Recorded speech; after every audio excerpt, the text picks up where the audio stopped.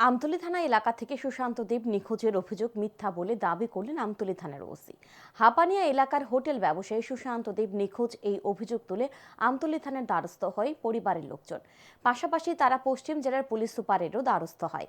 আমতলী থানার ওসি সংবাদ মাধ্যমের মুখোমুখি হয়ে জানান, সুশান্ত দেবের পরিবারের কাছ থেকে অভিযোগ পাওয়ার পর পুলিশ ঘটনার তদন্তে নামে।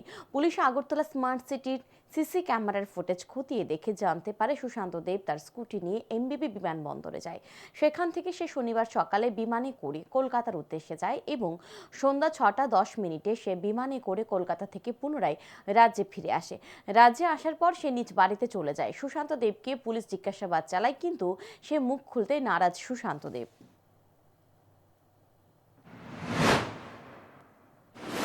আমরা জিজ্ঞাসাবাদ করেছি, কিন্তু সে মুখ খুলতে নারাজ।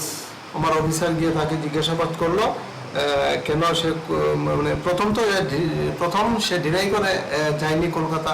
হ্যাঁ, যখন আমরা বললাম যে ফ্লাইট নাম্বারটি বলেছি, তখন সে স্বীকার করে কলকাতা গেছে। কিন্তু কি ব্যাপারে গেছে এটা তো সে কোনো আমাদের কাছে ডিসক্লোজ কিছু করিনি। এখন এই বিষয়টা আমাদের ইনভেস্টিগেশন চলছে।